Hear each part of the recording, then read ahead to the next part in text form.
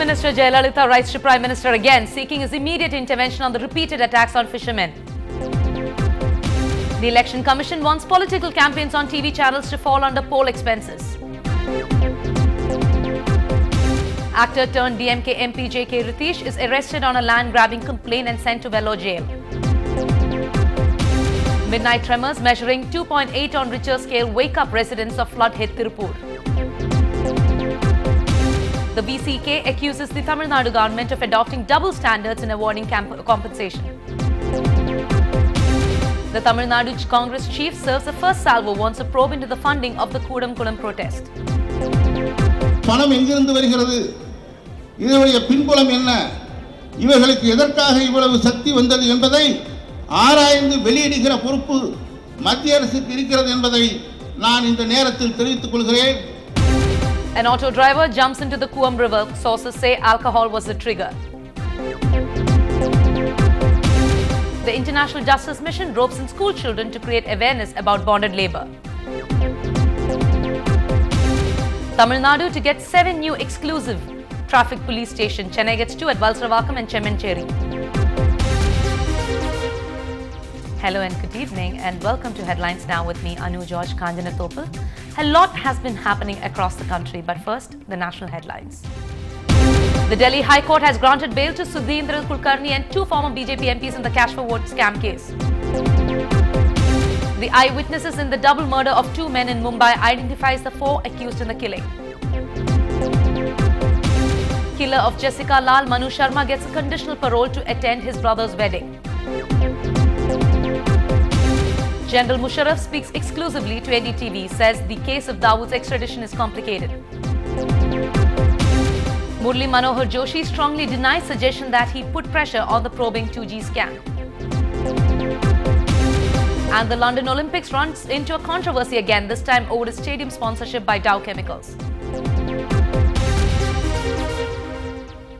The Chief Minister, Ms. Jayalalitha, has written to the Prime Minister yet again, this time again on the attack on Indian fishermen. She has sought an urgent action by the Prime Minister.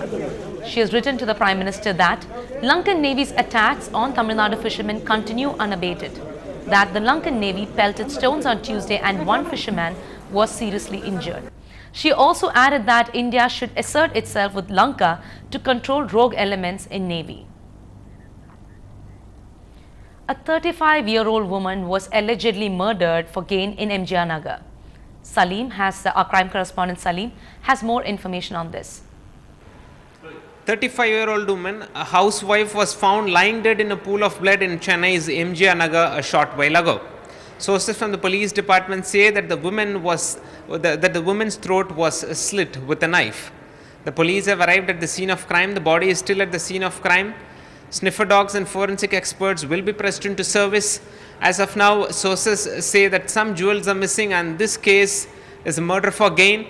The police will move the body to a government hospital for a post-mortem examination. As of now, police say that they have some clues and they will zero in on the accused shortly. To stop the misuse of television channels run by political parties during election, the Election Commission has come up with a new order. The political campaign done by party-run television channels will now be included in the candidates' poll expenses. Television channels showing party leaders campaigning during the polls, Election Commission will calculate the expenses for the program based on standard advertising rate of the channel, and it will be added to the candidates' expense. In a letter to the chief electoral officers of all states and union territories, the Election Commission has directed them to collect the rate card of all television channels, newspapers, radios 6 months before the expiry of tenure of the assembly, and keep a watch on channels during poll campaign. District level and state level committee will send notices to the candidates about the inclusion of poll expenses for the TV campaign shows. The Election Commission's order comes after it received large number of complaints that political parties owning television channels benefit by regular showing campaign of the party, affecting the level playing field for other parties. Southern states top the list of TV channels run by political parties. In Tamil Nadu, political parties include AIADMK, DMK, PMK, Congress and DMDK who own television channels. It has almost become a routine. Every week you hear of some DMK leader being arrested on land grabbing charges. Today, it was the turn of actor turned politician J.K. Ritesh. The DMK MP was picked up from his Mylapore residence by a Kanchipuram police team early this morning. It was based on a complaint by a farmer. Ritesh is among a slew of DMK leaders, including former ministers, who have faced arrest in land grabbing cases. The party labels the police action as political vendetta.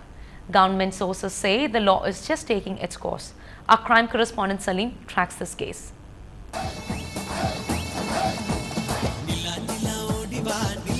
From his role as a tough cop in Tinseltown, J.K. Ritesh found himself on the other side of the fence this morning. A Kanchipuram police team swooped down at his Mylapore home a little before the newspaper boy arrived and arrested the DMK MP. The trigger, a complaint from a farmer in the temple town. In his complaint, Sami Kanna alleges that his land, about 1.45 acres, was sold by Ritesh using a forged power of attorney. A charge Ritesh denies. Ritesh had made his electoral debut in 2009 and was elected to the Lok Sabha from the Ramanathapuram constituency. He will now have to spend the next fortnight in the Vellore prison. His lawyers say he has been framed and plan to move an application for bail soon. In Kanchipuram, with camera person Kulasekaran and Salim, Evelyn Matthew for NDTV Hindu. A mild earthquake created a flutter in the Tirupur district of Tamil Nadu. People in Kannivadi, Erachapadi, Seenampatti and Mailarangam in Tirupur district claimed they experienced vibrations and saw minor cracks in the walls of a few buildings. Residents of an already flood-stricken Tirupur were woken out of the midnight sleep. A 2.8 mm is recorded on the Richter scale.